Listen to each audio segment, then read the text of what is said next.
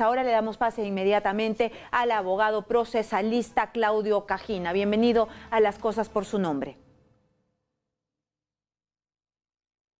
Ya lo tenemos conectado al abogado Claudio Cajina. Buenos días, Karina. Hola, ¿cómo estás? Claudio, yo quería preguntarte, porque tú sabes todo esto del proceso que debe seguir. Quería saber si es que, según el derecho, el tema de torcer la voluntad popular, ¿esto lo ha podido hacer el presidente de la República o es que el proceso electoral ya terminó estrictamente, técnicamente para el derecho? ¿Ya terminó cuando se cerraron las mesas de votación? ¿Ya él ya no puede torcer nada o es que todavía el proceso sigue o tú me haces una diferenciación? No, el proceso está abierto. El proceso electoral inicia con su convocatoria, continúa con el acto de votación y concluye con el final del escrutinio, que es cuando la OMP da el resultado final, declarando o proclamando a un ganador. Mientras tanto, nos encontramos en medio del proceso mismo. Pero en este momento, ¿el presidente de la República o alguien puede torcer la voluntad popular, dado que ya se terminó el momento del voto, del escrutinio, y estamos en el manejo ya de las actas del Jurado Nacional de Elecciones? Sí.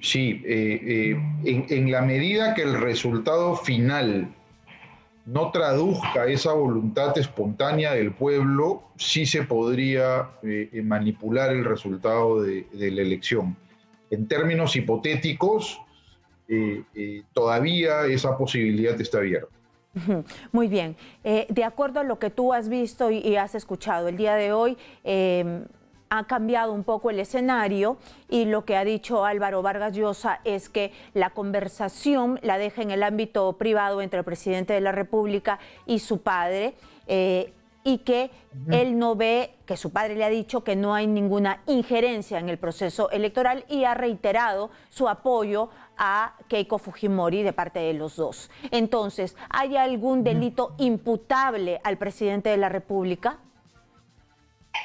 No, mira, incluso en la tesis que circuló ayer, que el tenor de la llamada habría consistido en un pedido de que la señora Fujimori desista de estos recursos de nulidad de las actas, aún en ese supuesto extremo, mi opinión es que no estaríamos frente a un delito. Los delitos electorales reflejados en nuestro Código Penal establecen conductas muy específicas, muy bien redactadas, digamos, en la descripción de las mismas, y hay que tener presente que en derecho penal yo no puedo sancionar por analogía, yo no puedo señalar que tal conducta se parece un poco a la que se describe en el Código Penal y que por lo tanto podría aplicar esa pena.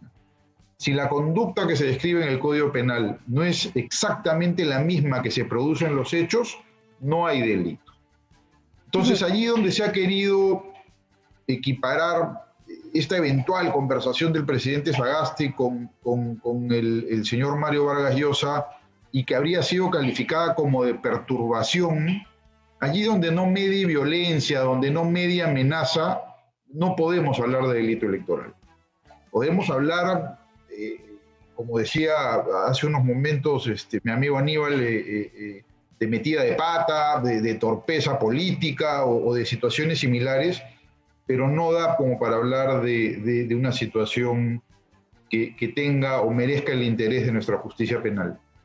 Claudio, por favor, yo te pido que me esperes para hacerte una pregunta. Quiero saber exactamente cuáles son los delitos electorales que se supone o que le quieren equiparar al presidente de la República, que me parece que se van desinflando, ¿no? Estos delitos de perturbación, de haberse intrometido o tratar de intrometerse en el proceso electoral. ¿Cuáles son y qué es lo que dice la norma? Por favor, espérame un par de minutos y regresamos contigo. Estamos con el abogado procesalista Claudio Cajina y te había dejado una pregunta antes de irnos al corte. ¿Cuáles son esos delitos electorales de los que habla la ley? Sí, a ver, hay varios delitos, ¿ya? Pero tratando de aterrizar el tema en lo que se imputa a Sagasti, está circulando por redes una denuncia que habría presentado una excongresista de la República y también ex procuradora del Estado, donde básicamente le atribuyen a Sagasti 3 delitos: el delito de motín, el delito de perturbación o impedimento de proceso electoral y atentados contra el derecho de sufragio. Estos delitos están recogidos en nuestro Código Penal, el primero de ellos en el artículo 348, que básicamente sanciona al que en forma tumultaria o empleando la violencia contra personas o fuerzas en las cosas se atribuye los derechos del pueblo.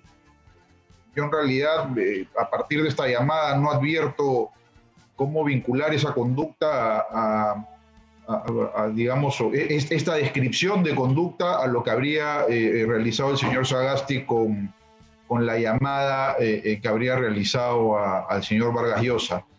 Después, en el artículo 354 del Código Penal, tenemos el delito de perturbación o impedimento del proceso electoral, que sanciona al que con violencia o amenaza perturba o impide se desarrolle un proceso electoral.